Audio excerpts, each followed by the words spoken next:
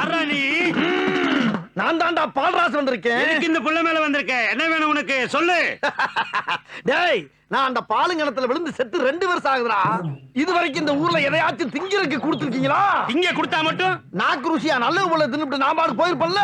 என்னைய தேவையில்லாம காடு கரை கம்மா எல்லாம் பேயா அலைய விட்டு வேடிக்கை பாக்குறீங்களா? வெறி பிடிச்சு வந்திருக்கேன் இப்ப. எனக்கு வேணுங்கிறத வாங்கி கொடுங்க. சரி, என்ன வேணும் சொல்லு. வாயால சொன்னா மறந்துடுவீங்க.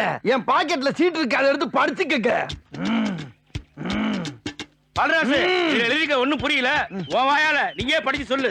பிராந்தி ஒரு புல்லு, பீரி ஒரு புல்லு, பிரியாணி ஒரு புல்லு, காடை ஒரு புல்லு, கவுதாரி ஒரு புல்லு, கொக்கு ஒரு புல்லு, கோழி ஒரு புல்லு, நண்டு ஒரு புல்லு, நத்த ஒரு புல்லு, ஆக மொத்தம் 10 புல்லு. அதோட பில்லு.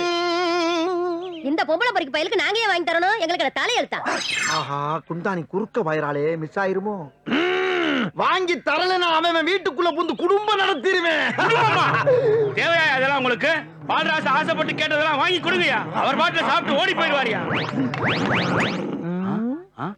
அண்ணே, சக்சஸ். இன்னைக்கு வெளுத்து வாங்க போறீங்க.